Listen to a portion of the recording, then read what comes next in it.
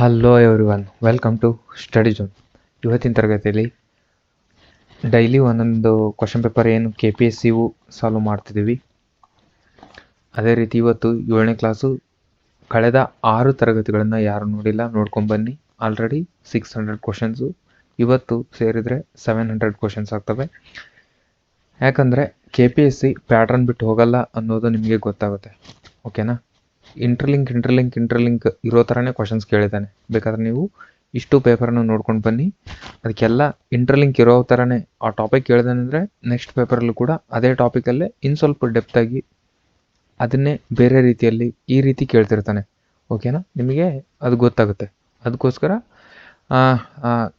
ಉಳಿದ ಪೇಪರ್ನು ಕೂಡ 6 ಕ್ಲಾಸಸ್ ಕೂಡ ನೋಡ್ಕೊಂಬನ್ನಿ ಅಂತ ಹೇಳ್ತಾ, ಅದೇ ರೀತಿ ಡೈಲಿ ನೋಡೋರಿಗೆ ಇದ್ರದ್ದು ಏನಂತ ಗೊತ್ತಿರುತ್ತೆ. ಇದು ಕೂಡ ಗ್ರೂಪ್ B ಲೆವೆಲ್ ಪೇಪರ್ ಆಗಿರುತ್ತೆ. 300 ಮಾರ್ಕ್ಸ್ ಇದೆ ನೋಡಿ. ಓಕೆ, 525 ಇದು ಕೋಡ್ ನಂಬರು. 2023 ನಡೆದೈತಿ. ಯಾವಾಗಂದರೆ 5ನೇ ತಿಂಗಳ ಮೇದಲ್ಲಿ ನಡೆದಿದೆ ಎಕ್ಸಾಮ್. ಓಕೆ, ನೆಕ್ಸ್ಟ್ ನಾನು ಕಂಪ್ಲೀಟ್ ಇದರಲ್ಲಿ GK ಅಷ್ಟೇ ಕವರ್ ಮಾಡ್ತಿದ್ದೀನಿ. ಓಕೆ, ಚಕ್ರಬಡ್ಡಿ ಮೇಲೆ ಒಂದು ಕ್ವಶನ್ ಕೇಳಿದಾನೆ. ಇವೆಲ್ಲ ಇದ್ರ ಬಗ್ಗೆ ಮೆಂಟಾಲಿಟಿ ಕೇಳಿರೋದು. ಓಕೆ, ನೋಡ್ರಿ, ಮೆಂಟಾಲಿಟಿ ಕೂಡ ನೆಗ್ಲೆಕ್ಟ್ ಮಾಡಬೇಡಿ. ಓಕೆನಾ? 10ನೇ ಕ್ವಶನ್ನು, ಇದು GK ಕ್ವಶನ್. ಕೆಳಗಿನವುಗಳಲ್ಲಿ ಯಾವುದು ಚದರಿಕೆಯ ಪ್ರಮಾಣವಲ್ಲ ಅಂತ ಕೇಳಿದಾನೆ. 10ನೇ ಕ್ವಶನ್, ಕೆಳಗಿನವುಗಳಲ್ಲಿ ಯಾವುದು ಚದರಿಕೆಯ ಪ್ರಮಾಣವಲ್ಲ ಅಂತ ಏನು ಕ್ವಶನ್ ಕೇಳಿದಾನೆ? Option standard deviation, variance, range, quartiles ಅಂತ ಏನು ಕೊಟ್ಟಿದ್ದಾನೆ ಆಪ್ಷನ್. ಇದರಲ್ಲಿ ಏನಂದರೆ 2ನೇ ಚತುರ್ಧಕ ಅಂತ ಐತಲ್ವಾ, 4th ಆಪ್ಷನ್ನು. ಇದಕ್ಕೆ ರೈಟ್ ಆನ್ಸರ್ಸು 4th ಆಪ್ಷನ್. ಕೆಳಗೆ ನೋಡೋದು ಯಾವುದು ಚದರಿಕೆಯ ಪ್ರಮಾಣವಲ್ಲ, ಪರಿಣಾಮವಲ್ಲ ಅಂದರೆ 2ನೇ ಚತುರ್ಥಕ, ಕ್ವಾರ್ಟರಲ್ಸ್ ಅಂತ ಐತಲ್ವಾ, ಇದು ಅದರ ಪರಿಣಾಮ ಅಲ್ಲ. ನೆಕ್ಸ್ಟ್ ಇದು ಕೂಡ ಮೆಂಟಲ್ ಅಬಿಲಿಟಿ. 20 ಕ್ವಶನ್ ಏನೋ ಬಂದಿದ್ದಾವೆ ಇದರಲ್ಲಿ ಮೆಂಟಲ್ ಅಬಿಲಿಟಿ. ಓಕೆ, ಇಲ್ಲಿಂದ GK ಕ್ವಶನ್ ಸ್ಟಾರ್ಟ್ ಆಗ್ತದೆ. ಓಕೆ ಓಕೆ ಓಕೆ ಕ್ವಶನ್ ಸ್ವಲ್ಪ ದೊಡ್ಡವೇ ಇರ್ತವೆ, ಯಾಕಂದರೆ ಗ್ರೂಪ್ B ಲೆವೆಲ್ ಅಲ್ವಾ. ಸ್ವಲ್ಪ ಜೂಮ್ ಔಟ್ ಮಾಡ್ತೀನಿ. ಪೇಜ್ ಫುಲ್ ಇದೆ ನೋಡಿ ಕ್ವಶನ್, ಪೇಜ್ ಫುಲ್ ಕೇಳಿದಾನೆ. ಓಕೆ, 21ನೇ ಕ್ವಶನ್ನು, ಸ್ಯಾನ್ಬ್ಲಿಕ್ ಪರಿವೀಕ್ಷಣಾಲಯಕ್ಕೆ ಸಂಬಂಧಿಸಿದಂತೆ ಕೆಳಗಿನ ವಿವರಣೆಗಳನ್ನು ಪರಿಗಣಿಸಿ. ಇತಿಹಾಸದಲ್ಲಿಯೇ ಪ್ರಥಮ ಬಾರಿಗೆ ನ್ಯಾನೋ ಪ್ಲಾಸ್ಟಿಕ್ ಕಣದ ಇರುವಿಕೆಯನ್ನು ಪರಿವೀಕ್ಷಣಾಲಯದಲ್ಲಿ ಕಂಡುಹಿಡಿಯಬಹುದಾಗಿದೆ. 2ನೇದು, ಇದು ಆಸ್ಟ್ರಿಯನ್ ಆಲ್ಪ್ಸ್ ನ್ಯಾಷನಲ್ ಪಾರ್ಕ್ ಹೋಹೆ ಟೋರೆನ್ನಲ್ಲಿ ಇರುತ್ತದೆ. 3rd ಆಪ್ಷನ್ನು, ಇದು 1886ರಲ್ಲಿ ಸ್ಥಾಪಿತವಾಯಿತು. 4th, ಸ್ಯಾನ್ ಬ್ಲಿಕ್ ಪರಿವೀಕ್ಷಣಾಲಯದ ಸ್ಥಾಪನೆ ಒಂದು ಮುಖ್ಯ ಉದ್ದೇಶವೇನೆಂದರೆ ಚಿನ್ನದ ಗಣಿ ಚಟುವಟಿಕೆಗಳಿಂದ ಮೂಲ ಸೌಕರ್ಯಗಳನ್ನು ಲಭ್ಯವಾಗುತ್ತದೆ ಅಂತಂದು ಸ್ಯಾನ್ಬ್ಲಿಕ್ ಪರಿವೀಕ್ಷಣಾಲಯದ ಬಗ್ಗೆ ಸಂಬಂಧಿಸಿದಂತೆ 4 ಹೇಳಿಕೆಗಳನ್ನು ಕೊಟ್ಟಾರೆ. ಇದರೊಳಗೆ ಎಷ್ಟು ಹೇಳಿಕೆಗಳು ಸರಿ ಅಂತ ಕೇಳಿದಾನೆ. ಮತ್ತೆ ಎಷ್ಟು ಹೇಳಿಕೆಗಳು ಸರಿ ಅಂತ ಕೊಟ್ಟಿದ್ದಾನೆ. ಇದರಲ್ಲಿ 4 ಹೇಳಿಕೆಗಳು ಸರಿ ಇರ್ತವೆ. ಅದಕ್ಕೋಸ್ಕರ 4th option right. Next, Bharat ನೌಕಾಪಡೆಯ ಹೊಸ ಬಾವುಟಕ್ಕೆ ಸಂಬಂಧಿಸಿದಂತೆ ಕೆಳಗಿನ ಹೇಳಿಕೆಗಳನ್ನು ಯಾವುದು ತಪ್ಪಾಗಿದೆ, ಯಾವುದು ರಾಂಗ್ ಇದೆ ಅಂತ ಕೇಳಿದಾನೆ. ಭಾರತದ ನೌಕಾಪಡೆಗೆ ಸಂಬಂಧಿಸಿದ ಹೊಸ ಬಾವುಟಕ್ಕೆ ಸಂಬಂಧಿಸಿದಂತೆ ಯಾವುದು ರಾಂಗ್ ಇದೆ ಅಂತ. ಓಕೆನಾ? 1ನೇ ಆಪ್ಷನ್ ಏನು ಕೊಟ್ಟಿದ್ದಾನೆ? 2ನೇ ಸೆಪ್ಟೆಂಬರ್ 2022ರಂದು ಕೊಚ್ಚಿಯಲ್ಲಿ INS ವಿಕ್ರಾಂತನ ಅಧಿಕಾರ ಪತ್ರ ನೀಡುವ ಸಂದರ್ಭದಲ್ಲಿ ಇದನ್ನು ಅನಾವರಣಗೊಳಿಸಲಾಯಿತು ಅಂತ ಹೇಳಿದ್ರೆ ಇದು ರೈಟ್ ಆನ್ಸರ್, ರೈಟ್. ಇದು ದೃಢತೆಯನ್ನು ಸೂಚಿಸಲು ಲಂಗರಿನ ಮೇಲೆ ರಾಷ್ಟ್ರೀಯ ಲಾಂಛನವನ್ನು ಆವರಿಸಿಕೊಂಡ ನೀಲಿ ಅಷ್ಟಭುಜಾಕೃತಿಯನ್ನು ಒಳಗೊಂಡಿದೆ ಅಂತ ಹೇಳಿದ್ರೆ ಇದು ಕೂಡ ರೈಟು. ರಾಷ್ಟ್ರೀಯ ಲಾಂಛನದ ಕೆಳಗೆ ದೇವನಾಗರಿಕ ಲಿಪಿ, ಇದು ರಾಂಗ್. ಇದು ದೇವನಾಗರಿಕ ಲಿಪಿ ಸತ್ಯಮೇವ ಜಯತೆ, ಇದಕ್ಕೆ ಸಂಬಂಧನೇ ಇಲ್ಲ. Okay, C wrong. ನೆಕ್ಸ್ಟ್, ಬಾವುಟದಲ್ಲಿ ಅಷ್ಟಕೋನದ ಚಿನ್ನದ ಬದಿಗಳ ಮರಾಠದೊರೆ ಛತ್ರಪತಿ ಶಿವಾಜಿ ಮಹಾರಾಜ ಮೊಹರನಿಂದ ಪ್ರಭಾವಿತಗೊಂಡಿದೆ, ಇದು ಕೂಡ ರೈಟ್. ಯಾಕೆನಾ ನೌಕಾಪಡೆ ಕೂಡ ಛತ್ರಪತಿ ಶಿವಾಜಿ ಅವರು ಮೊದಲು ಸ್ಟಾರ್ಟ್ ಮಾಡಿದ್ರು, ಹಂಗೆ ಆ ಥರನೂ ಕೂಡ ನೆನ್ಪಿಟ್ಕೊಳ್ರಿ. ಇದರಲ್ಲಿ ಯಾವ್ದು ರಾಂಗ್ ಅಂದರೆ ಸಿ ರಾಂಗ್ ಇದಕ್ಕೆ. ಓಕೆ, ನೆಕ್ಸ್ಟ್,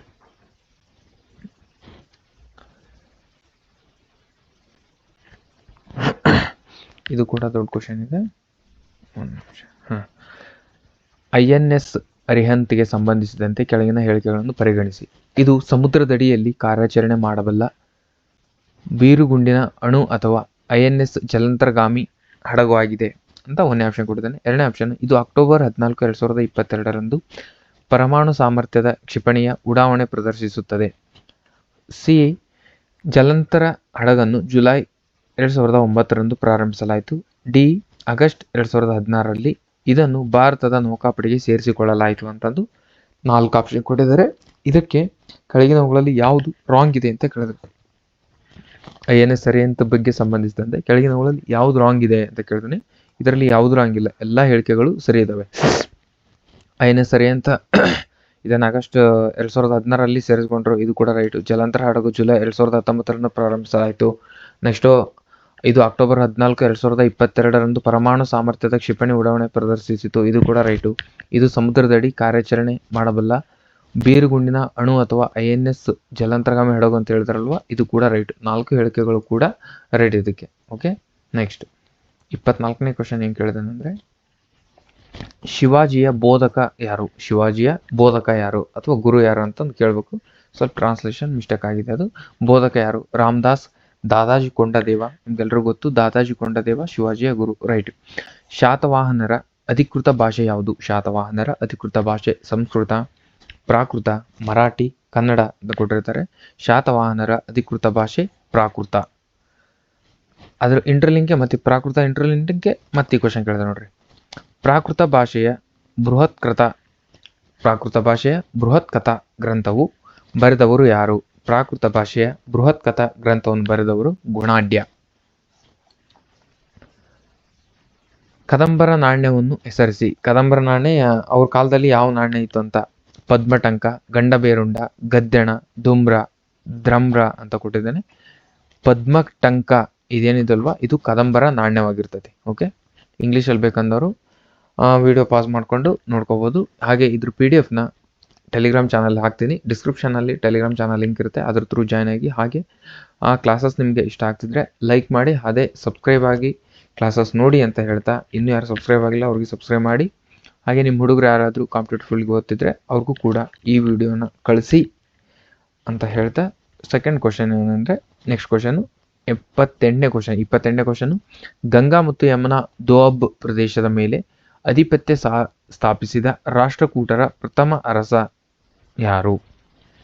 ಗಂಗಾ ಯಮುನಾ ದೋಅಬ್ ಪ್ರದೇಶದ ಮೇಲೆ ಆಧಿಪತ್ಯ ಸ್ಥಾಪಿಸಿದ ರಾಷ್ಟ್ರಕೂಟರ ಪ್ರಥಮ ಅರಸನನ್ನು ಹೆಸರಿಸಿ ಅಂತ ಹೇಳಿದರೆ ಇದಕ್ಕೆ ರೈಟ್ ಆನ್ಸರ್ ಮುಮ್ಮಡಿ ಕೃಷ್ಣ, ಅಂದರೆ 2ನೇ ಕೃಷ್ಣ ಅಂತ. ಮತ್ತೆ ಮುಮ್ಮಡಿ ಕೃಷ್ಣರಾಜ ಒಡೆಯರ್ ಅಂದ್ಕೊಬಿಟ್ರೆ 2ನೇ ಕೃಷ್ಣ. ನೆಕ್ಸ್ಟ್, ಜ್ಯೋತಿಬಾ ಫುಲೆ ಮಾರ್ಗದರ್ಶನದಲ್ಲಿ ನಡೆದ ಚಳುವಳಿ ಯಾವುದು? ಜ್ಯೋತಿಬಾ ಫುಲೆ ಮಾರ್ಗದರ್ಶನದಲ್ಲಿ ನಡೆದ ಚಳುವಳಿ ಕಾರ್ಮಿಕ ಚಳುವಳಿ, ರೈತ, ಶೋಷಿತ ವರ್ಗದ ಚಳುವಳಿ, ಥಿಯೋಸಾಫಿಕಲ್ ಸೊಸೈಟಿ ಅಂತ ಕೊಟ್ಟಿದ್ದಾರೆ. ಇದಕ್ಕೆ ರೈಟ್ ಆನ್ಸರ್ ಶೋಷಿತ ವರ್ಗ ಚಳುವಳಿಯೇ ಜ್ಯೋತಿಬಾ ಫುಲೆ ಅವರ ಮಾರ್ಗದರ್ಶನದಲ್ಲಿ ನಡೆದಂತಹ ಚಳುವಳಿ ಆಗಿರ್ತದೆ. ನೆಕ್ಸ್ಟ್, ತಕ್ಕೋಳಂ ಕದನದಲ್ಲಿ ಚೋಳರನ್ನು ಸೋಲಿಸಿದ ಅರಸ ಯಾರು? ಮುಮ್ಮಡಿ ಕೃಷ್ಣ, ವಿಷ್ಣುವರ್ಧನ, ಒಂದು ನಿಮಿಷ ಇದು ರಾಂಗ್, ಇದು ಒಂದು ನಿಮಿಷ. ಗಂಗಾ ಯಮುನಾ ದೋಅಬ್ ಪ್ರದೇಶದ ಮೇಲೆ ಆಧಿಪತ್ಯ ಸ್ಥಾಪಿಸಿದ ರಾಷ್ಟ್ರಕೂಟರ ಪ್ರಥಮ ದೊರೆ ಮುಮ್ಮಡಿ ಕೃಷ್ಣ, ಮುಮ್ಮಡಿ ಗೋವಿಂದ ಅಂತ ಇದೆ ಅಲ್ವಾ, ಇದಕ್ಕೆ ರೈಟ್ ಆನ್ಸರು ಧ್ರುವ ಇದಕ್ಕೆ. ಓಕೆನಾ, ಗಂಗಾ ಯಮುನಾ ದೋಅಬ್ ಪ್ರದೇಶದ ಮೇಲೆ ರಾಷ್ಟ್ರಕೂಟರ ಅರಸ ಯಾರಂದ್ರೆ ಧ್ರುವ ಅದರಲ್ಲಿ. ಓಕೆನಾ, ತಕ್ಕೋಳಂ ಕದನದಲ್ಲಿದೆ ಅಲ್ವಾ, ಇದರಲ್ಲಿ ಮುಮ್ಮಡಿ ಕೃಷ್ಣ.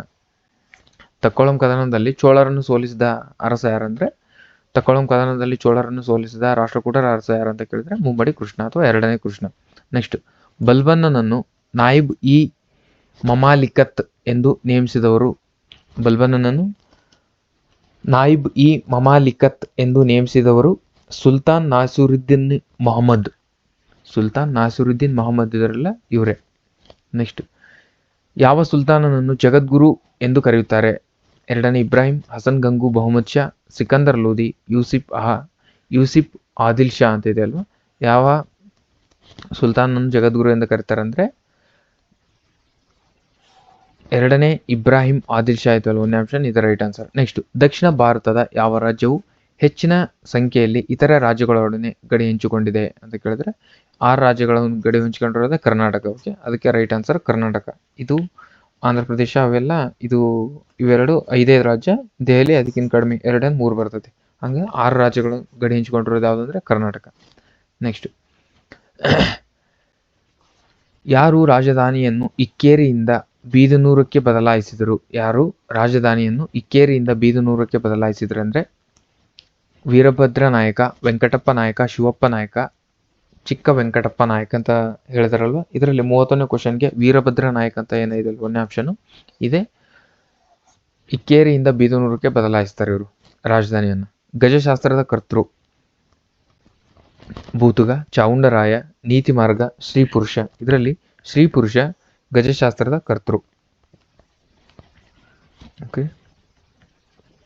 ನೆಕ್ಸ್ಟ್ ಗ್ಲಾಸೋಪ್ಟೆರಿಸ್ ಸಸ್ಯ ಈ ಕೆಳಗಿನ ಯಾವುದಕ್ಕೆ ಸಂಬಂಧಿಸಿದೆ? ಪರ್ವತ ನಿರ್ಮಾಣನೋ, ಭೂಖಂಡಗಳ ತೇಲುವಿಕೆನೋ, ಸಮಸ್ಥಿತಿನೋ, ಫಲಕ ಭೂರಚನೆಗಳೋ ಅಂತ ಕೇಳಿದರೆ ಗ್ಲಾಸೋಪ್ಟೆರಿಸ್ ಇದು ಯಾವುದಕ್ಕೆ ಸಂಬಂಧಿಸುತ್ತೆ ಅಂದರೆ ಖಂಡಗಳ ತೇಲುವಿಕೆಗೆ ಸಂಬಂಧಿಸುತ್ತೆ. ಓಕೆ, ನೆಕ್ಸ್ಟ್ ಕೆಳಗಿನ ಯಾವುದು ಸರಿಯಾಗಿ ಹೊಂದಾಣಿಕೆ ಆಗಿದೆ ಅಂತ ಕೇಳಿದರೆ ಆಳವಾದ ಪರಿಸರ ವಿಜ್ಞಾನ ಮಾನವ ಕೇಂದ್ರಿತನ, ಆಳವಿಲ್ಲದ ಪರಿಸರ ವಿಜ್ಞಾನ ಪರಿಸರ ಕೇಂದ್ರಿತನ, ಎಕೋಸೋಪಿ ಇದು ಪರಿಸರ ವಿನಾಶಕನ, ಪರಿಸರ ನಿಶ್ ಇದು ಪ್ರಭೇದಗಳಾತ್ಮಕ ಕ್ರಿಯಾತ್ಮಕ ಪಾತ್ರನ ಅಂತ ಕೇಳಿದರೆ ಇದರಲ್ಲಿ ನಿಶ್ ಅನ್ನುವುದೇ ರಾಂಗ್. ಇದು ಸರಿಯಾಗಿದೆ ಕೇಳಿದ್ರಲ್ಲ, ನಿಶ್ ಅನ್ನೋದೇ ರೈಟ್. ಪ್ರಭೇದಗಳ ಕ್ರಿಯಾತ್ಮಕ ಪಾತ್ರ ಅಂತ 4ನೇ ಆಪ್ಷನ್ ಏನು ಕೊಟ್ಟಿದ್ದಾರೆ, ಇದೇ right answer. Okay, next question ನೋಡೋಣ.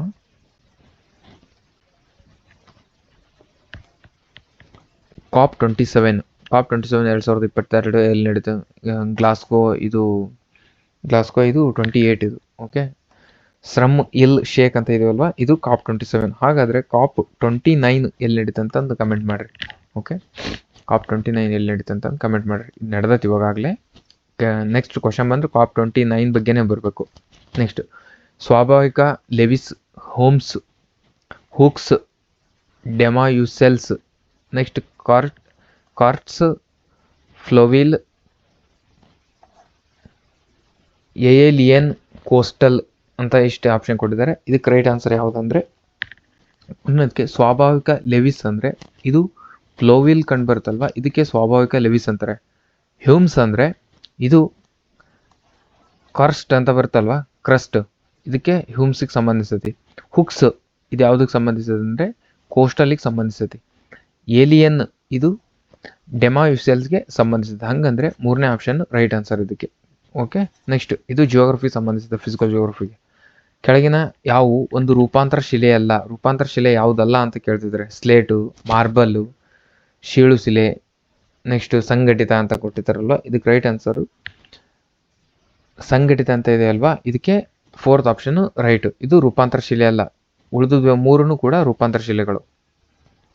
ನೆಕ್ಸ್ಟ್ ಗೂಡು ಕಾಲ್ಡೆರಾ ಟೋಪೋಗ್ರಫಿಯು ಕೆಳಗಿನ ಯಾವುದಕ್ಕೆ ಸಂಬಂಧಿಸಿದೆ? ಗೂಡು ಕಾಲ್ಡೆರಾ ಟೋಪೋಗ್ರಫಿಯು ಕೆಳಗಿನ ಯಾವುದಕ್ಕೆ ಸಂಬಂಧಿಸಿದೆ ಅಂತ ಕೇಳಿದರೆ next caldera topography. Okay, nested caldera topography, fluvial crust ಜ್ವಾಲಾಮುಖಿ, ನೀರ್ಗಲ್ಲು ಅಂತಂದು ಇಷ್ಟು ಆಪ್ಷನ್ ಕೊಟ್ಟಿದ್ದಾರೆ. ಇದಕ್ಕೆ ರೈಟ್ ಆನ್ಸರು 41ನೇ ಕ್ವಶನ್ಗೆ ಜ್ವಾಲಾಮುಖಿ ರೈಟ್ ಆನ್ಸರು. ಗೂಡು ಕಾಲ್ಡೆರಾ ಟೋಪೋಗ್ರಫಿಯು ಈ ಕೆಳಗಿನ ಯಾವುದಕ್ಕೆ ಸಂಬಂಧಿಸಿದೆ ಅಂದರೆ ಅದು ಜ್ವಾಲಾಮುಖಿ ಸಂಬಂಧಿಸುತ್ತೆ. ನೆಕ್ಸ್ಟು ವ್ಯೂ ಪೋರ್ಟ್ ಸ್ಕೇಲ್ ಅನ್ನು ಈ ಕೆಳಗಿನ ಯಾವುದನ್ನು ಅಳತೆ ಮಾಡಲು ಬಳಸಲಾಗುತ್ತದೆ? ವ್ಯೂ ಪೋರ್ಟ್ ಸ್ಕೇಲ್ ಅನ್ನು ಯಾವುದಕ್ಕೆ ಬಳಸಲಾಗುತ್ತದೆ?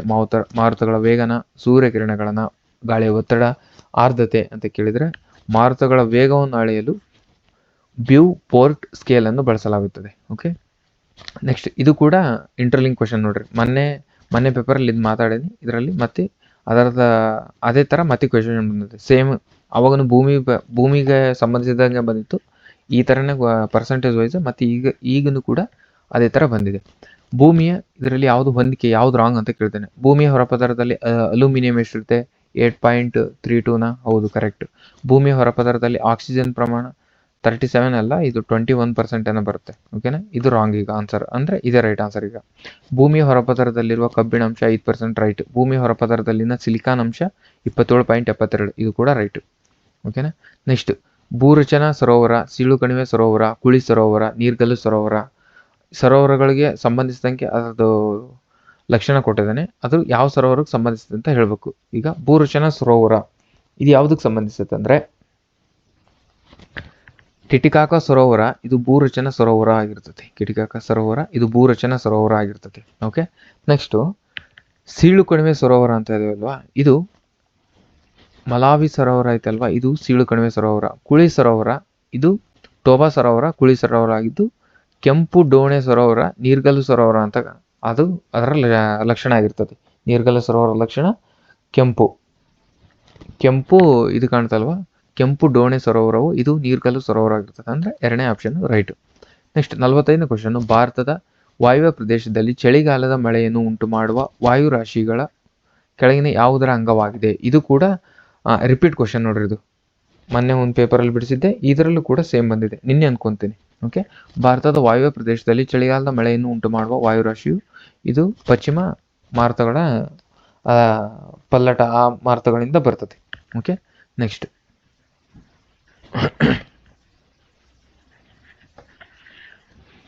46 ಕ್ವಶನ್,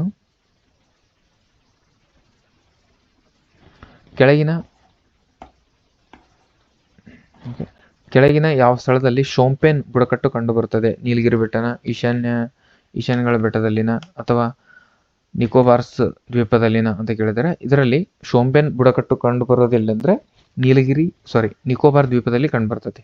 ಓಕೆ, ನೆಕ್ಸ್ಟ್ ಕೆಳಗಿನವುಗಳಲ್ಲಿ ಯಾವುದು ಸರಿ ಅಂತ ಕೇಳಿದ್ದಾನೆ. ಕೆಳಗಿನವುಗಳಲ್ಲಿ ಯಾವುದು ಸರಿ? ಒಂದು ನಿಮಿಷ, ದೊಡ್ಡ ಕ್ವಶನ್ ಇದಾವೆ, ನಾನು ಡೈರೆಕ್ಟ್ ಆನ್ಸರ್ ಹೇಳ್ಬಿಡ್ತೀನಿ. ಕೆಳಗಿನವುಗಳಲ್ಲಿ ಯಾವುದು ಸರಿ? ಭಾರತದ ಸರ್ಕಾರದ ಆರ್ಥಿಕ ವ್ಯವಹಾರಗಳ ಸಂಪುಟ ಸಮಿತಿಯು ಭಾರತದಲ್ಲಿನ ವಿವಿಧ ಕೃಷಿ ಸರಕುಗಳ ಕನಿಷ್ಠ ಬೆಂಬಲ ಬೆಲೆಯನ್ನು ನಿರ್ಧರಿಸುತ್ತದೆ ಅಂತ ಹೇಳ್ತಾರಲ್ಲ, ಇದೇ ರೈಟ್. ಭಾರತ ಸರ್ಕಾರದ ಆರ್ಥಿಕ ವ್ಯವಹಾರಗಳ ಸಂಪುಟ ಸಮಿತಿಯು ಭಾರತದಲ್ಲಿನ ವಿವಿಧ ಕೃಷಿ ಸರಕುಗಳ ಕನಿಷ್ಠ ಬೆಂಬಲ ಬೆಲೆಯನ್ನು ನಿರ್ಧರಿಸುತ್ತದೆ ಅಂತ ಹೇಳ್ತಿರೋದೆ ಒಂದೇ ಆಪ್ಷನ್ ರೈಟ್. ನೆಕ್ಸ್ಟ್ ಇದು ಕೂಡ ಲಾಸ್ಟ್ ಪೇಪರಲ್ಲಿ ಇದು ಕೂಡ ಇತ್ತು. ಅದರಲ್ಲಿ ಜಸ್ಟ್ ದ್ರೌಪದಿ ಮುರ್ಮು ಬಗ್ಗೆ ಇವ್ರ ಬಗ್ಗೆ ಅಷ್ಟೇ ಕೇಳಿದ್ರು. ಈಗ ಉಳಿದವ್ರ ಬಗ್ಗೆ ಮೂವರ ಬಗ್ಗೆನೂ ಕೊಟ್ಟಿದ್ದಾನೆ. ಅವ್ರು ಯಾವ ಜಿಲ್ಲೆಯವರು ಅಂತ ಕ್ವಶನ್. ದ್ರೌಪದಿ ಮುರ್ಮು, ಮಯೂರ್ಭಂಜ್ ಇದೆಲ್ಲರೂ ಗೊತ್ತು, ನಿನ್ನೆ ಪೇಪರಲ್ಲಿ ಇದು ಬಿಡಿಸಿದ್ದೀನಿ. ಓಕೆ, 3 ಇದಾವೆ. ರಾಮನಾಥ್ ಕೋವಿಂದ್ ಇವ್ರು ಯಾವ ಜಿಲ್ಲೆಯವರು ಅಂತ ಕೇಳ್ತಿದ್ದಾರೆ. ಓಕೆನಾ, ಇದು ಸ್ವಲ್ಪ ಆ ಪೇಪರಲ್ಲಿ ಹಿಂಟ್ ಕೊಟ್ಟಿದ್ದಾರೆ ಅಂದರೆ ಇಂಪಾರ್ಟೆಂಟ್ ನೋಡ್ಕೋಬೇಕು. ಓಕೆ, ರಾಮನಾಥ್ ಕೋವಿಂದ್ ಯಾವ ಜಿಲ್ಲೆಯವರು ಅಂದರೆ ಪರೌಂಕ್ ಅಂತ ಇದೆ ಅಲ್ವಾ, ಆ ಜಿಲ್ಲೆಯವರು. ಅಂದರೆ ಇದರಲ್ಲಿ ಇಲ್ಲಿ 4 ಇದೆ, ಇಲ್ಲಿ 4 ಇದೆ. ಪ್ರಣವ್ ಮುಖರ್ಜಿ ಇವರು ಮಿರಿಟಿ ಅಂತ ಬರ್ತಲ್ವ, ಈ ಜಿಲ್ಲೆಯವರು. ಅಂದರೆ 3rd option right. Next Pratibha Patil ಇವರು ನಂದಗಾಂವ್. ಓಕೆನಾ, ಲಾಸ್ಟ್ ಪೇಪರಲ್ಲಿ ಕೇಳಿದ್ದಾರೆ, ಇದರಲ್ಲೂ ಕೂಡ ಕೇಳಿದ್ದಾನೆ. ಟಾಪಿಕ್ ಮಿಸ್ ಮಾಡಲ್ಲ ಅವನು, ಸೇಮ್ ಕ್ವಶನ್ ಕೇಳ್ತಾನೆ. ಓಕೆ ನೋಡ್ರಿ, ದೊಡ್ಡ ಕ್ವಶನ್ನು, ಸ್ವಲ್ಪ ಅರ್ಥ ಮಾಡ್ಕೊಂಡ್ರೆ ಏನು ಸಮಸ್ಯೆ ಇಲ್ಲ. ಓಕೆ, ಇಡಿ ಬಗ್ಗೆ ಕೇಳಿದ್ದಾನೆ, ಜಾರಿ ನಿರ್ದೇಶನಾಲಯ ಇಡಿ ಬಗ್ಗೆ ಕ್ವಶನ್ ಕೇಳಿದ್ದಾನೆ. ಇದರಲ್ಲಿ ರೈಟ್ ಆನ್ಸರ್ ಹೇಳೋದಾದರೆ ಇಡಿ ಬಗ್ಗೆ ರೈಟ್ ಆನ್ಸರ್ ಹೇಳೋದಾದರೆ 4th ಆಪ್ಷನ್ ರೈಟ್. ಅದಕ್ಕೆ ಭಾರತದಲ್ಲಿ ಆರ್ಥಿಕ ಕಾನೂನುಗಳನ್ನು ಜಾರಿಗೊಳಿಸಲು ಮತ್ತು ಆರ್ಥಿಕ ಅಪರಾಧಗಳ ವಿರುದ್ಧ ಹೋರಾಡಲು ಜವಾಬ್ದಾರರಾಗಿರುವ ಕಾನೂನು ಸಂಸ್ಥೆ ಮತ್ತು ಆರ್ಥಿಕ ಸಂಸ್ಥೆ ಇದು ಹಣಕಾಸು ಸಚಿವಾಲಯ ಕಂದಾಯ ಇಲಾಖೆಯಲ್ಲಿ ಕಾರ್ಯನಿರ್ವಹಿಸುತ್ತದೆ. ಇಡಿಯು ಭಾರತದ ಆರ್ಥಿಕ ಕಾನೂನುಗಳನ್ನು ಜಾರಿಗೊಳಿಸಲು ಮತ್ತು ಆರ್ಥಿಕ ಅಪರಾಧಗಳ ವಿರುದ್ಧ ಹೋರಾಡಲು ಜವಾಬ್ದಾರರಾಗಿರುವ ಕಾನೂನು ಸಂಸ್ಥೆ ಮತ್ತು ಆರ್ಥಿಕ ಗುಪ್ತಚರ ಸಂಸ್ಥೆ ಇದು ಹಣಕಾಸು ಸಚಿವಾಲಯದ ಕಂದಾಯ ಇಲಾಖೆಯಲ್ಲಿ ಕಾರ್ಯನಿರ್ವಹಿಸುತ್ತದೆ. ಓಕೆನಾ, ನೆಕ್ಸ್ಟ್ 51ನೇ ಕ್ವಶನ್, ಯಾವ ಸಂಸ್ಥೆಯು ಅದರ ಲಿಕ್ವಿಡ್ ಕೂಲಿಂಗ್ ಹೀಟಿಂಗ್ ಗ್ರಾರ್ಮೆಂಟ್ಗಾಗಿ ಪೇಟೆಂಟ್ ಹೊಂದಿದೆ?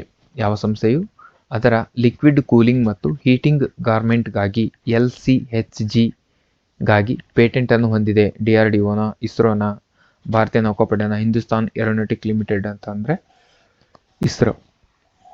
ಭಾರತೀಯ ಬಾಹ್ಯಾಕಾಶ ಸಂಶೋಧನಾ ಸಂಸ್ಥೆ ಐತಲ್ವಾ, ಇದು ಲಿಕ್ವಿಡ್ ಕೂಲಿಂಗ್ ಹೀಟಿಂಗ್ ಗಾರ್ಮೆಂಟ್ಗಾಗಿ ಪೇಟೆಂಟನ್ನು ಹೊಂದಿದೆ. ಓಕೆ, ನೆಕ್ಸ್ಟ್ 1935 ಆ್ಯಕ್ಟ್ ಬಗ್ಗೆ ಯಾವಾಗಲೂ ಕೇಳ್ತಾರೆ, ಇಲ್ಲೂ ಕೂಡ ಕೇಳ್ತಾರೆ ಅಷ್ಟೇ. 1935ರ ಭಾರತ ಸರ್ಕಾರದ ಕಾಯ್ದೆಯಲ್ಲಿ ಈ ಕೆಳಗಿನ ಯಾವ ಹೇಳಿಕೆಗಳು ಸರಿಯಾಗಿವೆ ಅಂತ ಹೇಳಿ ಕೆಳಗೆ ಮತ್ತು ಆಪ್ಷನ್ ಕೊಟ್ಟಿದ್ದಾನೆ. ಈ ಕೆಳಗಿನ ಯಾವ ಹೇಳಿಕೆಗಳು ಸರಿಯಾಗಿದೆ ಅಂತ ಕೆಳಗೆ ಮತ್ತು ಆಪ್ಷನ್ ಕೊಟ್ಟಿದ್ದಾನೆ. ಇದರಲ್ಲಿ 1ನೇದು ಹೇಳಿಕೆ ಏನಿದೆ, ಈ ಕೆಳಗಿನ ಭಾರತ ಸರ್ಕಾರದ ಕಾಯ್ದೆ. ಓಕೆನಾ, 1ನೇದು ಇದು ಪ್ರಾಂತೀಯ ಸ್ವಾಯತ್ತತೆಗೆ ಅವಕಾಶವನ್ನು ನೀಡಿದೆ. ರೈಟ್, ಪ್ರಾಂತೀಯ ಸ್ವಾಯತ್ತತೆಗೆ 1935ರ ಭಾರತ ಸರ್ಕಾರದ ಕಾಯ್ದೆ ಅವಕಾಶವನ್ನು ನೀಡುತ್ತದೆ. ನೆಕ್ಸ್ಟ್, ಇದು ಫೆಡರಲ್ ಕೋರ್ಟ್ಗಳ ಸ್ಥಾಪನೆಗೆ ಅವಕಾಶವನ್ನು ನೀಡಿದೆ. ರೈಟ್, ಇದು ಕೇಂದ್ರದಲ್ಲಿ ಅಖಿಲ ಭಾರತೀಯ ಫೆಡರೇಷನ್ಗೆ ಅವಕಾಶವನ್ನು ನೀಡಿದೆ ಅಂತ ಏನು ಹೇಳ್ತಾರಲ್ಲ, ಈ 3 ಹೇಳಿಕೆಗಳು ಕೂಡ 1935ರ ಸರ್ಕಾರ ಕಾಯ್ದೆಗೆ ಇವು ರೈಟ್ ಇದ್ದಾವೆ. ಸ್ವಾಯತ್ತತೆ, ಕೋರ್ಟ್ಗಳ ಸ್ಥಾಪನೆ, ಕೇಂದ್ರದಲ್ಲಿ ಅಖಿಲ ಭಾರತ ಫೆಡರೇಷನ್ಗೆ ಅವಕಾಶ ಕೊಡ್ತದೆ. ಅಂದರೆ ABC 3 ಹೇಳಿಕೆಗಳು ಕೂಡ ರೈಟ್ ಇದಕ್ಕೆ. ಓಕೆ, ನೆಕ್ಸ್ಟ್ ಕ್ವಶನ್ ಸಣ್ಣವಿಲ್ಲ, ಎಲ್ಲ ಪೇಜ್ ದೊಡ್ಡ ಇದ್ದಾವೆ. ಅಕ್ಷರ ಕಾಣಲ್ಲ ಅಂತ ಅಂದ್ಕೊಳ್ತೀನಿ, ಆದರೂ ಸ್ವಲ್ಪ ಅಗ್ನಿಪಥ್.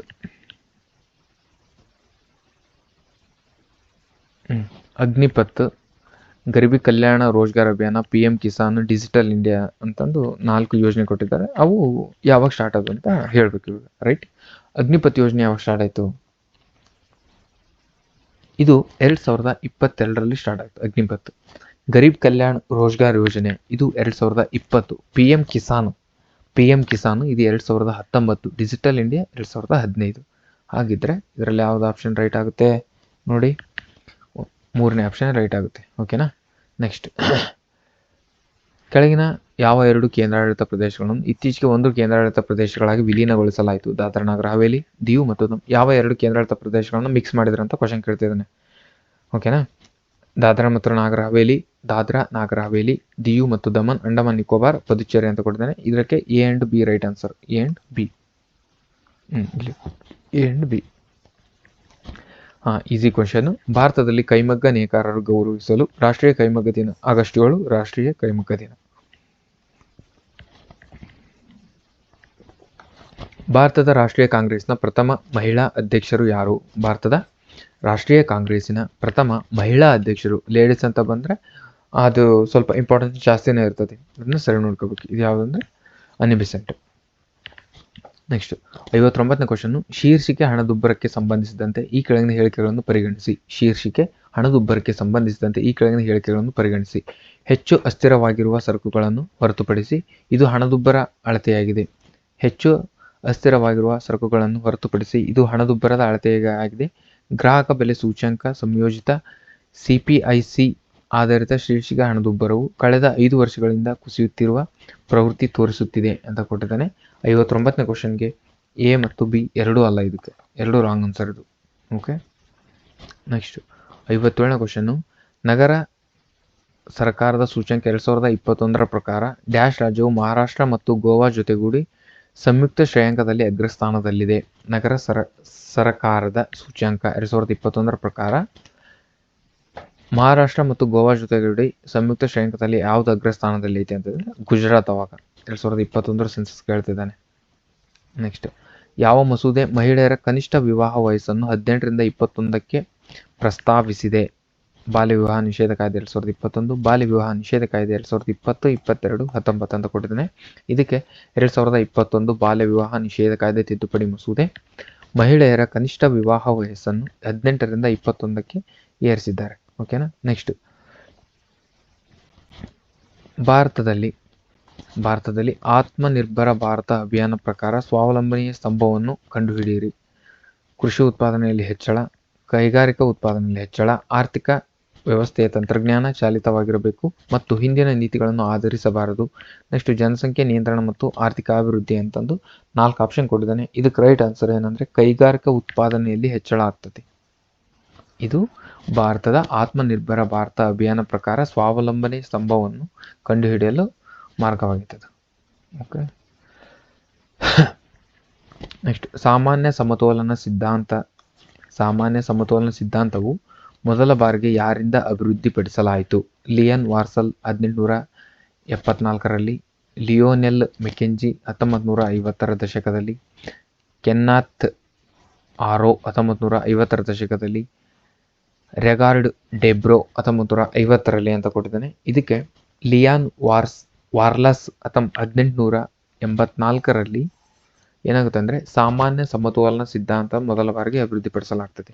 64ನೇ ಕ್ವಶನ್. ಕೆಳಗಿನ ಯಾವುದಕ್ಕೆ ಎಕ್ಸಿಮ್ ಬ್ಯಾಂಕ್ ಹಣಕಾಸು ಸೇವೆ ನೀಡುತ್ತದೆ? ಎಕ್ಸಿಮ್ ಬ್ಯಾಂಕ್ ಯಾವುದಕ್ಕೆ ಹಣಕಾಸು ಕೊಡ್ತೈತಿ ಅಂತ ಅಂದರೆ ಆಮದು ಮತ್ತು ರಫ್ತಿಗೆ ಇದಕ್ಕೆ ಎಕ್ಸಿಮ್ ಬ್ಯಾಂಕ್ ಕೊಡ್ತೈತಿ.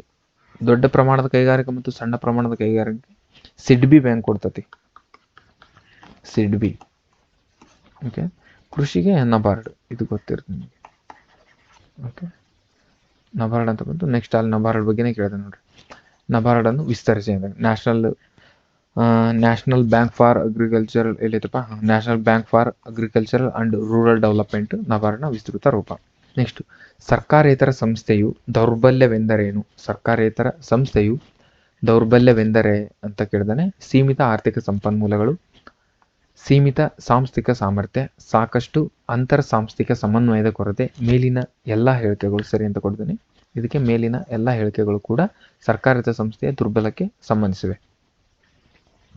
ನೋಬೆಲ್ ಬಗ್ಗೆ ಪ್ರತಿ ಎಕ್ಸಾಮಲ್ಲೂ ನೋಬೆಲ್ ಬಗ್ಗೆ ಕ್ವಶನ್ ಕೇಳ್ತಾನೆ. ಓಕೆನಾ. ಆರ್ಥಿಕ ವಿಜ್ಞಾನ ಮತ್ತು ಅರ್ಥಶಾಸ್ತ್ರದ ವಿಷಯದ ಬಗ್ಗೆ ನೋಬೆಲ್ ಪ್ರಶಸ್ತಿ 2021 ಬಗ್ಗೆ ಹಂಚಿಕೊಂಡಿರುವ ಕೆಳಗಿನ ಅರ್ಥಶಾಸ್ತ್ರಜ್ಞರು ಯಾರು? ಪ್ರತಿ ಎಕ್ಸಾಮಲ್ಲೂ ನೋಬೆಲ್ ಬಗ್ಗೆ ಕೇಳ್ತಾನೆ. ನೋಡಿ, ಇದಕ್ಕೆ ರೈಟ್ ಆನ್ಸರ್ ಹೇಳ್ತೀನಿ. ಡೇವಿಡ್ ಕಾರ್ಡ್, ಗಿಡೋ ಇಂಪಿನ್ಸ್ ಮತ್ತು ಜೋಶ್ರೋ ಆಂಗ್ರಿಸ್ಟ್. ಭಾಳ ಚಂದ ಐತೆ ಹೆಸರು. ಓಕೆ. ಒಂದು ದೇಶ ಒಂದು ಪಡಿತರ ಚೀಟಿ, ಒಂದು ದೇಶ ಒಂದು ಪಡಿತರ ಚೀಟಿ ಯೋಜನೆ ಕೆಳಗಿನ ಯಾವ ವರ್ಗಕ್ಕೆ ಹಂಚಿಕೆಯಾಗಿ ಮಹತ್ವ ನೀಡುತ್ತದೆ? ಒಂದು ದೇಶ ಒಂದು ಪಡಿತರ ಚೀಟಿ NFSL ಮತ್ತು ವಲಸಿಗರು ಫಲಾನುಭವಿಗಳು ಅಂತ ಇದೆಯಲ್ವಾ, ಇವ್ರಿಗೇ ಅದು ರೈಟು. ಒಂದು ದೇಶ ಒಂದು ಪಡಿತರ ಚೀಟಿ NFSA ಮತ್ತು ವಲಸಿಗ ಫಲಾನುಭವಿಗೆ. ಬೇರೆದೇ ಈಗ ಕರ್ನಾಟಕದವರು ಮಹಾರಾಷ್ಟ್ರಕ್ಕೆ ಹೋಗಿ ಅಲ್ಲೇನಾರ ವರ್ಕ್ ಮಾಡೋರಿದ್ರೆ ಅಲ್ಲಿ ಕೂಡ ಇವರು ಕರ್ನಾಟಕದ ಪಡಿತರ ಚೀಟಿಗೆ ಅಲ್ಲಿ ರೇಷನ್ ಕೊಡೋದು. ಈ ರೀತಿ ಅದು ಒಂದು ದೇಶ ಒಂದು ಪಡಿತರ ಚೀಟಿ. ನಮ್ಮ ದೇಶದಲ್ಲಿ ಯಾವುದೇ ರಾಜ್ಯಕ್ಕೆ ಹೋದ್ರೂ ಕೂಡ ನಿಂದು ಒಟ್ಟು ನಮ್ಮ ದೇಶದ್ದು ನಿನ್ನ ಹತ್ರ ರೇಷನ್ ಕಾರ್ಡ್ ಇದ್ದರೆ ಅವ್ರಿಗೆಲ್ಲಾದ್ರೂ ಹೋಗಿ ನಿನಗೆ ರೇಷನ್ ಕೊಡ್ತಾರೆ. ಅದನ್ನು ಮಾಡೋದು ಉದ್ದೇಶ ಆಗಿರ್ತದೆ ಅದರದ್ದು. NFSA ಮತ್ತು ವಲಸಿಗ ಫಲಾನುಭವಿಗಳಿಗೆ ಅದು ಒಂದು ದೇಶ ಒಂದು ಪಡಿತರ ಚೀಟಿ ಯೂಸಸ್ ಆಗ್ತದೆ, ಇಂಗ್ಲೀಷಲ್ಲಿ ಬೇಕನ್ನೋರು. ನೆಕ್ಸ್ಟು, GATSನ ವಿಸ್ತರಣೆ ರೂಪ ಹೇಳಿರಿ. GATS ಇದ್ರ ವಿಸ್ತರಣೆ ರೂಪ ಅಂದರೆ general agreement on trade in service. ಎಲ್ಲೈತಪ್ಪ general agreement on trade in service ಅಂತಿದೆ ಅಲ್ವಾ, ಇದೇ GATSನ ವಿಸ್ತೃತ ರೂಪವಾಗಿರ್ತದೆ. ತಮಿಳುನಾಡು ಮತ್ತು ಕೇರಳ ಜನರ ನಡುವಿನ ವಿವಾದಕ್ಕೆ ಕಾರಣವಾಗಿರುವ ಮುಲ್ಲಾಪೆರಿಯಾರ್ ಅಣೆಕಟ್ಟು ಇರುವ ಜಿಲ್ಲೆಯಲ್ಲಿ ಅಂತ ಕೇಳಿದ್ರೆ ಇಡುಕ್ಕಿಯಲ್ಲಿ ಮುಲ್ಲಾಪೆರಿಯಾರ್ ಅಣೆಕಟ್ಟಿದೆ. ವಿಶ್ವಸಂಸ್ಥೆಯ ಪರಿಸರ ಮತ್ತು ಅಭಿವೃದ್ಧಿಯ ಸಮ್ಮೇಳನ UNCED ರಿಯೋ ಡಿ ಜನವರಿಯಲ್ಲಿ ನಡೆದ ವರ್ಷ ಯಾವುದು ಅಂತ ಕೇಳಿದರೆ ಜೂನ್ 1994, 93, 92, 91 ಅಂತ ಕೊಡಿದ್ರೆ ಇದಕ್ಕೆ ರೈಟ್ ಆನ್ಸರ್ 1992 ಜೂನ್ 6 ವಿಶ್ವಸಂಸ್ಥೆಯ ಪರಿಸರ ಅಭಿವೃದ್ಧಿ ಸಮ್ಮೇಳನ ರಿಯೋ ಡಿ ಜನವರಿಯಲ್ಲಿ ನಡೆಯುತ್ತದೆ. ಗೂಳಿಗಳು ಮತ್ತು ಕರಡಿಗಳು ಎಂಬ ಶಬ್ದಗಳು ಮಾರುಕಟ್ಟೆಯಲ್ಲಿ ಎಲ್ಲಿ ಕಂಡುಬಿಡ್ತವೆ? ಕೃಷಿ ಮಾರುಕಟ್ಟೆನ, ವಿದೇಶಿ ಮಾರುಕಟ್ಟೆನ, ತರಕಾರಿ ಮಾರುಕಟ್ಟೆನ, ಷೇರು ಮಾರುಕಟ್ಟೆನ ಅಂತಂದರೆ ಷೇರು ಮಾರುಕಟ್ಟೆಯಲ್ಲಿ ಮಾತಾಡ್ತಾರೆ ಗೂಳಿಗಳು ಮತ್ತು ಕರಡಿಗಳು ಅಂತಂದು. ನೆಕ್ಸ್ಟ್, ರೇರಾ ಯಾವ ಉದ್ಯಮ ವಲಯಕ್ಕೆ ಸಂಬಂಧಿಸಿದೆ ಅಂತ ಕೇಳಿದಾನೆ. RERA ರೇರಾ ಕೃಷಿ ಉತ್ಪನ್ನ ವ್ಯಾಪಾರ, ಕೈಗಾರಿಕಾ ವಲಯ, ರಿಯಲ್ ಎಸ್ಟೇಟ್, ರೇಷ್ಮೆ ಉದ್ಯಮ ಅಂತ ಇದೆ. ಇದಕ್ಕೆ ರಿಯಲ್ ಎಸ್ಟೇಟ್ಗೆ ಸಂಬಂಧಿಸಿದೆ. ರೇರಾ ಎನ್ನುವುದು ರಿಯಲ್ ಎಸ್ಟೇಟ್ಗೆ ಸಂಬಂಧಿಸಿದೆ. IPCCಯ ವಿಸ್ತೃತ ರೂಪ ಏನು ಅಂತ ಕೇಳಿದಾನೆ. ಇದಕ್ಕೆ inter governmental panel on climate change ಅಂತ ಇರಬೇಕು. Inter governmental panel on climate change ಇದು ಅಂದರೆ ಒಂದೇ ಆಪ್ಷನ್ ರೈಟ್ ಆನ್ಸರ್ ಇದಕ್ಕೆ. ನೆಕ್ಸ್ಟ್, ಕರ್ನಾಟಕದಲ್ಲಿ ಇತ್ತೀಚೆಗೆ 2022ಕ್ಕೆ ಮೊದಲು ಅಸ್ತಿತ್ವದಲ್ಲಿರುವ ತಾತ್ಕಾಲಿಕ ಜಾನುವಾರು ಗಣತಿ ಯಾವುದು? 2022ರಲ್ಲಿ ಯಾವುದು ತಾತ್ಕಾಲಿಕ ಜಾನುವಾರು ಗಣತಿ ಇತ್ತು ಅಂತ ಕೇಳಿದಾನೆ. ಇದಕ್ಕೆ ರೈಟ್ ಆನ್ಸರ್ ಏನಂದರೆ 2020 ಇದು ಏನು ದೊಡ್ಡ ಕ್ವಶನ್ ಅಲ್ಲ. ಆಮ್ಲಜನಕ ಅನುಪಸ್ಥಿತಿಯಲ್ಲಿ ಮತ್ತು ಒತ್ತಡದಲ್ಲಿ ಸುಮಾರು 500 ಡಿಗ್ರಿ ಸೆಲ್ಸಿಯಸ್ ತಾಪಮಾನದಲ್ಲಿ ಇಂಗಾಲ ಸಮೃದ್ಧ ತ್ಯಾಜ್ಯಗಳ ಪರೋಕ್ಷ ದಹನವನ್ನು ಏನೆಂದು ಕರೆಯುತ್ತಾರೆ? ಉಷ್ಣ ವಿಕಾಸನ, ಹುದುಗುವಿಕೆ, ಅವನತಿ, ಪೈರೋಲಿಸಿಸ್ ಅಂತ ಆಪ್ಷನ್ ಕೊಟ್ಟಿದ್ದಾನೆ. ಇದರಲ್ಲಿ ಪೈರೋಲಿಸಿಸ್ ಇದರ ರೈಟ್ ಆನ್ಸರ್. ಆಮ್ಲಜನಕ ಅನುಪಸ್ಥಿತಿಯಲ್ಲಿ ಮತ್ತು ಒತ್ತಡದಲ್ಲಿ ಸುಮಾರು 500 ಡಿಗ್ರಿ ಸೆಲ್ಸಿಯಸ್ ತಾಪಮಾನದಲ್ಲಿ ಇಂಗಾಲ ಸಮೃದ್ಧ ತ್ಯಾಜ್ಯಗಳ ಪರೋಕ್ಷ ದಹನವನ್ನು ಏನೆಂದು ಕರೀತಾರೆ ಅಂದರೆ ಪೈರೋಲಿಸಿಸ್ ಅಂತ ಕರೀತಾರೆ. ನೆಕ್ಸ್ಟ್, ಇದನ್ನು ಪ್ರತಿ ಎಕ್ಸಾಮಲ್ಲೂ ಪ್ರತಿ ಪೇಪರಲ್ಲೂ ನೀವು ಇಷ್ಟು ಪೇಪರ್ ನೋಡಿದರೆ ನಿಮಗೆ ಕ್ವಶನ್ ಹೆಂಗೆ ಬರ್ತಿದ್ವು ಅಂತ ಗೊತ್ತಾಗುತ್ತೆ. ಇದನ್ನ ಅಲ್ಲಿ ಸೇಮ್ ಇವನ್ನೇ ಕೊಟ್ಟಾನೆ, ವಿಶ್ವ ಜನಸಂಖ್ಯೆ, ವಿಶ್ವ ಪರಿಸರ, ಇದು ರಿಪೀಟ್ ಇದು ಮತ್ತೆ. ಓಕೆನಾ, ಸೇಮ್ ಕೊಟ್ಟಿದ್ದಾನೆ. ಅಲ್ಲಿ ಸಿಂಗಲ್ ಕೊಟ್ಟಿದ್ದಾನೆ, ಇಲ್ಲಿ ಹೊಂದಿಸಿ ಬರೋದು ಕೇಳಿದಾನೆ ಅಷ್ಟೇ. ವಿಶ್ವ ಜನಸಂಖ್ಯೆ ದಿನ ಯಾವಾಗ? ಜುಲೈ 11. ಇದು ಗೊತ್ತು ನಿಮಗೆ. ಓಕೆನಾ, ವಿಶ್ವ ಜನಸಂಖ್ಯೆ ದಿನ ಜುಲೈ 11. 3 ಯಾವ್ದ್ರಾಗ ಐತಪ್ಪ? 3 ಒಂದರಲ್ಲಿ ಇರೋದು ರೈಟ್ ಆನ್ಸರ್. ಮುಗೀತು. ವಿಶ್ವ ಜನಸಂಖ್ಯೆ ದಿನ ಜುಲೈ 11, ವಿಶ್ವ ಪರಿಸರ ದಿನ ಜೂನ್ 5. ಇದು ಕೂಡ ನಿಮಗೆ ಗೊತ್ತು. ಓಜೋನ್ ದಿನ ಗೊತ್ತು ನಿಮಗೆ, ಏಪ್ರಿಲ್ 16, ಏಪ್ರಿಲ್ 22 ವಿಶ್ವ ಭೂ ದಿನ. ಓಕೆನಾ, ಬಿ ಆನ್ಸರ್ ರೈಟ್ ಇದಕ್ಕೆ. ನೆಕ್ಸ್ಟ್ ಹೆಂಗೆ ಕೇಳಿದಾನೆ? ಎಲ್ ನೀನೋ ಬಗ್ಗೆ ಕೇಳಿದಾನೆ. ಎಲ್ಲಿನೋ ವಿದ್ಯಮಾನವು ಸಂಬಂಧಿಸುವುದು. ಅದೇ ಎಲ್ಲಿನೋ ಲಾನಿನೋ ಅಂತ ಬರ್ತಾವಲ್ವಾ, ಅದರಲ್ಲಿ ಯಾವ ಸಮುದ್ರದಲ್ಲಿ ಕಂಡುಬರ್ತತಿ? ಅಟ್ಲಾಂಟಿಕ್ ಮಹಾಸಾಗರ, ಪೆಸಿಫಿಕ್ ಮಹಾಸಾಗರ. ಪೆಸಿಫಿಕ್ ಮಹಾಸಾಗರದಲ್ಲಿನೇ ಎಲ್ಲಿನೋ ಲಾನಿನೋ ಕಂಡುಬರ್ತವೆ. ಎಲ್ಲಿನೋ ಬಗ್ಗೆ ಕೇಳಿದ್ರೆ ಅದು ಪೆಸಿಫಿಕ್ ಮಹಾಸಾಗರದಲ್ಲಿ ಕಂಡುಬರ್ತದೆ. ನೆಕ್ಸ್ಟ್, ಈ ಕೆಳಗಿನವುಗಳಲ್ಲಿ ಯಾವ ದೇಶವು ವಿಶ್ವದ ಮೊದಲ ಸುಸ್ಥಿರ ಜೈವಿಕ ಇಂಧನ ಆರ್ಥಿಕತೆಯನ್ನು ಹೊಂದಿದೆ ಎಂದು ಪರಿಗಣಿಸಲಾಗಿದೆ? Mexico, Indonesia, Brazil, China. ಯಾವ ದೇಶವು ವಿಶ್ವದ ಮೊದಲ ಸುಸ್ಥಿರ ಜೈವಿಕ ಇಂಧನ ಆರ್ಥಿಕತೆಯನ್ನು ಹೊಂದಿದೆ ಎಂದು ಪರಿಗಣಿಸಲಾಗಿದೆ ಅಂತಂದರೆ ಬ್ರೆಜಿಲ್. ಇದಕ್ಕೆ ರೈಟ್ ಆನ್ಸರ್. ನೆಕ್ಸ್ಟ್, ಕೆಳಗಿನವುಗಳಲ್ಲಿ ಯಾವುದು ಹವಾಮಾನ ಬದಲಾವಣೆ ಮೇಲಿನ ಭಾರತದ ರಾಷ್ಟ್ರೀಯ ಕ್ರಿಯಾ ಯೋಜನೆ ಅಡಿಯಲ್ಲಿ ಒಂದು ಮಿಷನ್ ಅಲ್ಲ? ರಾಷ್ಟ್ರೀಯ ಕ್ರಿಯಾ ಯೋಜನೆ ಮಿಷನ್ ಅಡಿಯಲ್ಲಿ ಯಾವುದು ಕೆಳಗಿಂದ ಒಂದು ಅಲ್ಲ ಅಂತ ಕೇಳಿದ್ದೇನೆ. ವರ್ಧಿತ ಇಂಧನ ದಕ್ಷತೆಗಾಗಿ ರಾಷ್ಟ್ರೀಯ ಮಿಷನ್, ಹೌದು ಇದು. ಸುಸ್ಥಿರ ಆವಾಸ ಸ್ಥಾನಗಳ ರಾಷ್ಟ್ರೀಯ ಮಿಷನ್, ಇದು ಕೂಡ ಹೌದು. ಸುಸ್ಥಿರ ಕೃಷಿಗಾಗಿ ರಾಷ್ಟ್ರೀಯ ಮಿಷನ್, ಇದು ಕೂಡ ಹೌದು. ಅಂದರೆ ಉಬ್ಬರವಿಳಿತ ಶಕ್ತಿಯ ರಾಷ್ಟ್ರೀಯ ಮಿಷನ್ ಇದು ಅಲ್ಲ ಇದಕ್ಕೆ. ಓಕೆನಾ? 76ಕ್ಕೆ D option right. Next, Basel protocol ಇದು ಯಾವುದಕ್ಕೆ ಸಂಬಂಧಿಸಿದೆ? ಗಡಿಯಾಚೆನ ಅಪಾಯಕಾರಿ ತ್ಯಾಜ್ಯಗಳು. ಓಜೋನ್ ಇದು ಕ್ಯೋಟೋ ಪ್ರೋಟೋಕಾಲ್ಗೆ ಸಂಬಂಧಿಸುತ್ತೆ. ಓಕೆ, ನೆಕ್ಸ್ಟ್ 80ನೇ ಕ್ವಶನ್. ಕೆಳಗಿನವುಗಳಲ್ಲಿ ಯಾವುದು ವಿಶ್ವದ ಅತಿ ದೊಡ್ಡ ವೆಟ್ಲ್ಯಾಂಡ್ ಸಿಸ್ಟಮ್ ಆಗಿದೆ? Camargue France, Okavango Botswana, Everglades USA, Pantanal ದಕ್ಷಿಣ ಅಮೆರಿಕ ಅಂತ ಏನು ಕೊಟ್ಟಿರ್ತಾರಲ್ಲ ಇದೇ ಪಂತನಾಲ್ ದಕ್ಷಿಣ ಅಮೆರಿಕವೇ ವಿಶ್ವದ ಅತಿ ದೊಡ್ಡ ವೆಟ್ಲ್ಯಾಂಡ್ ಸಿಸ್ಟಮ್ ಆಗಿದೆ. ಓಕೆ, ನೆಕ್ಸ್ಟ್, ಪ್ರಾಜೆಕ್ಟ್ ಟೈಗರ್ ಯಾವಾಗ ಸ್ಟಾರ್ಟ್ ಮಾಡಿದ್ರು? 1973. ಹಸಿರು ಕ್ರಾಂತಿ ಕೃಷಿ ಅಭಿವೃದ್ಧಿ, ತಪ್ಪಾದ ಹೇಳಿಕೆ ಕೇಳಿದ್ರೆ. ಹಸಿರು ಕ್ರಾಂತಿ ಕೃಷಿ ಅಭಿವೃದ್ಧಿ ಇದು ರೈಟ್. ಶ್ವೇತ ಕ್ರಾಂತಿ ಡೈರಿ, ಇದು ಕೂಡ ರೈಟ್. ನೀಲಿ ಕ್ರಾಂತಿ ಮೀನುಗಾರಿಕೆ, ಇದು ಕೂಡ ರೈಟ್. ಆಪರೇಷನ್ ಫ್ಲಡ್ ನೀರಾವರಿ, ಆಪರೇಷನ್ ಫ್ಲಡ್ ಹಾಲು ಇದು. ಓಕೆನಾ? ಇದು ರಾಂಗ್ ಅಂದ್ರೆ. ಓಕೆನಾ? ನೆಕ್ಸ್ಟ್, ಕೆಳಗಿನ ಹೇಳಿಕೆ ಯಾವುದು ಪರಿಸರ ಪರಂಪರೆಯ ಪ್ರಾರಂಭವಾಗುತ್ತದೆ? ಸೀರಿಯಲ್ ಸಮುದಾಯ, ದೃಢ ಸಮುದಾಯ, ಕ್ಲೈಮ್ಯಾಕ್ಸ್ ಸಮುದಾಯ, ಪೆಯೋನೀರ್ ಸಮುದಾಯ ಅಂತ ಕೊಟ್ಟಿದ್ದಾನೆ. ಇದರಲ್ಲಿ ಪೆಯೋನೀರ್ ಸಮುದಾಯ ಅಂತ ಕೊಟ್ಟಿದ್ದಾರಲ್ವ, ಇದಕ್ಕೆ ರೈಟ್ ಆನ್ಸರು ಪೆಯೋನೀರ್ ಸಮುದಾಯನೇ ರೈಟ್ ಆನ್ಸರ್ ಇದಕ್ಕೆ. ಇದು ಪರಿಸರ ಪರಂಪರೆಯ ಪ್ರಾರಂಭವಾಗಿರುತ್ತದೆ, ಪೆಯೋನೀರ್ ಸಮುದಾಯ. ಓಕೆನಾ? ನೆಕ್ಸ್ಟ್, ಪ್ಲಾಸ್ಟಿಕ್ ಚೀಲದ ದಪ್ಪ ಎಷ್ಟಿದ್ದರೆ ಅದನ್ನು ಉಪಯೋಗಿಸುವ ಅನುಮತಿ ಇದೆ ಅಂತ ಕೇಳಿದರೆ ಇದಕ್ಕೆ 40 ಮೈಕ್ರಾನ್, 20, 100, 10 ಕೊಟ್ಟಿದ್ದಾನೆ. 100 ಮೈಕ್ರಾನ್ ಇದ್ರೆ ಯೂಸ್ ಮಾಡ್ಬೋದು. 40 ಮೈಕ್ರಾನ್ಗಿಂತ ಒಳಗಿರೋನ ಕ್ಯಾನ್ಸಲ್ ಮಾಡಿದ್ದಾರೆ, ಅದನ್ನ ನಿಷೇಧ ಮಾಡಿದ್ದಾರೆ ಪ್ಲಾಸ್ಟಿಕ್ನ. Next, 86ನೇ question. ಪರಿಸರದ ಸಂರಕ್ಷಣೆ ಮತ್ತು ಅಭಿವೃದ್ಧಿಗಾಗಿ ಹಾಗೂ ಅರಣ್ಯ ಮತ್ತು ವನ್ಯಜೀವಿ ಸಂರಕ್ಷಣೆಯನ್ನು ನಿಗದಿಗೊಳಿಸುವ ಆರ್ಟಿಕಲ್ ಯಾವುದು ಅಂತ ಕೇಳಿದರೆ 51G, 48A ರೈಟು. ಪರಿಸರ ಸಂರಕ್ಷಣೆ ಮತ್ತು ಅಭಿವೃದ್ಧಿಗಾಗಿ ಹಾಗೂ ಅರಣ್ಯ ವನ್ಯಜೀವಿ ಸಂರಕ್ಷಣೆಯನ್ನು ನಿಗದಿಗೊಳಿಸಲು ಸಂಬಂಧಿಸಿದ ಆರ್ಟಿಕಲ್ ಯಾವುದಂದ್ರೆ 48G. Next, blue baby syndrome ಯಾವುದರ ಹೆಚ್ಚುವಿಕೆಯಿಂದ ಕಂಡುಬರುತ್ತದೆ? ಇದಕ್ಕೆ ನೈಟ್ರೇಟುಗಳು ಅಂತ ಇದೆ ಅಲ್ವಾ, ಇದು ರೈಟ್ ಆನ್ಸರ್ ಇದಕ್ಕೆ. 4th option. 87ನೇದು. ವಾತಾವರಣದಲ್ಲಿ ನೈಟ್ರಸ್ ಆಕ್ಸೈಡ್ನ ಜೀವಿತಾವಧಿ ಎಷ್ಟು? 300 ವರ್ಷಗಳು, 20 ರಿಂದ 100 ವರ್ಷಗಳು, 114 ವರ್ಷಗಳು, 12 ವರ್ಷಗಳು ಅಂತ ಏನು ಕೊಟ್ಟಿದ್ದಾರೆ. ಯಾವುದರದ್ದು? ನೈಟ್ರೇಟ್ ಆಕ್ಸೈಡ್ನ ಜೀವಿತಾವಧಿ 114 ವರ್ಷಗಳು. ನೈಟ್ರೇಟ್ ಆಕ್ಸೈಡ್ನ ಜೀವಿತಾವಧಿ 114 ವರ್ಷಗಳು. ಎಕ್ಸಾನ್ ವಾಲ್ಡಿಜ್ ಇದಕ್ಕೆ ಸಂಬಂಧಿಸಿದೆ. ಎಕ್ಸಾನ್ ವಾಲ್ಡಿಜ್ ಯಾವುದಕ್ಕೆ ಸಂಬಂಧಿಸಿದೆ? ತೈಲ ಮಾಲಿನ್ಯನ, ಕೀಟನಾಶಕಗಳಿಂದ ಮಾಲಿನ್ಯನೋ, ಶಬ್ದ ಮಾಲಿನ್ಯ, ವಿಕಿರಣ ಮಾಲಿನ್ಯ ಅಂತ ಕೇಳಿದ್ರೆ ಎಕ್ಸಾನ್ ವಾಲ್ಡಿಜ್ ಇದು ತೈಲ ಮಾಲಿನ್ಯವಾಗಿರ್ತದೆ ಇದು.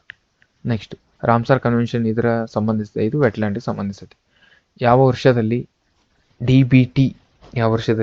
ಡಿಬಿಟಿ ಇಂಡಿಯಾ ಮೊದಲ ರಾಷ್ಟ್ರೀಯ ಜೈವಿಕ ತಂತ್ರಜ್ಞಾನವನ್ನು ಘೋಷಿಸಿತು ಅಂದರೆ ಸೆಪ್ಟೆಂಬರ್ 2007ರಲ್ಲಿ. ಓಕೆ, ರಾಮ್ಸರ್ ಕನ್ವೆನ್ಷನ್ ಇದು ಸ್ವಲ್ಪ ನೋಡೋದಾದ್ರೆ ಇದು ಯಾವಾಗಲೂ ಕೇಳ್ತಾನೆ, ಇದು 1971ರಲ್ಲಿ ಆಗ್ತದೆ. ನಮ್ಮ ಇಂಡಿಯಾ 1982 ಫೆಬ್ರವರಿ 2ರಂದು ಇದು ಜಾಯಿನ್ ಆಗ್ತದೆ. ಟೋಟಲ್ ಭಾರತದಲ್ಲಿ ಇವಾಗ 85 ರಾಮ್ಸರ್ ತಾಣಗಳಿವೆ. ಜಾಸ್ತಿ ಇರೋದು ತಮಿಳ್ನಾಡಿನಲ್ಲಿ ನೋಡ್ರಿ. ಸೆಕೆಂಡು UP, ಅಲ್ಲಿ 10 ಇದ್ದಾವೆ, ಇಲ್ಲಿ 18 ಇದ್ದಾವೆ ತಮಿಳ್ನಾಡಿನಲ್ಲಿ. ಓಕೆ, SARS-CoV-2 ಜಿನೋಮ್ ಇದು ಯಾವುದಂದ್ರೆ ಇದು RNA. ಇದು SARS-CoV-2ನ ಜಿನೋಮ್ ಯಾವುದಂದ್ರೆ RNA. ಈ ಕೆಳಗಿನ ಹೇಳಿಕೆಗಳಲ್ಲಿ ನಡೆಯುತ್ತಿರುವ ವಿದ್ಯಮಾನ ಯಾವುದು?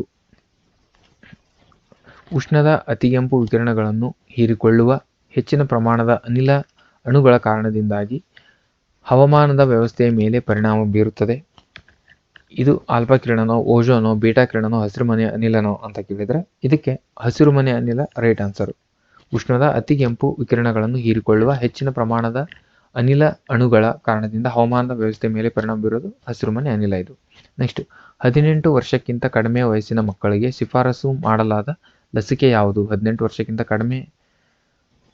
ಕಡಿಮೆ ಇರೋ ಅವ್ರಿಗೆ ಯಾವ್ದು ಲಸಿಕೆಯನ್ನ ಶಿಫಾರಸು ಮಾಡ್ಯಾರ ಅಂತ ಅಂದ್ರೆ ಫೈಜರ್ ಬಯೋಟೆಕ್ ಅಂತ ಇದೆ ಅಲ್ವಾ, ಥರ್ಡ್ ಆಪ್ಷನ್ ಫೈಜರ್ ಬಯೋಟೆಕ್ ಈ ಲಸಿಕೆಯನ್ನ ಶಿಫಾರಸು ಮಾಡಿದ್ದಾರೆ.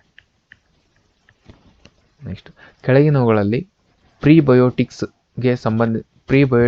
ಬಗ್ಗೆ ಸರಿಯಾದ ಹೇಳಿಕೆಯನ್ನು ಹುಡುಕಿ. ನಿಮ್ಮ ಜೀರ್ಣಾಂಗ ವ್ಯವಸ್ಥೆಯಲ್ಲಿರುವ ಜೀರ್ಣಾಂಗ ವ್ಯವಸ್ಥೆಯ ಉತ್ತಮ ಬ್ಯಾಕ್ಟೀರಿಯಾಗಳಿಗೆ ಆಹಾರವಾಗಿ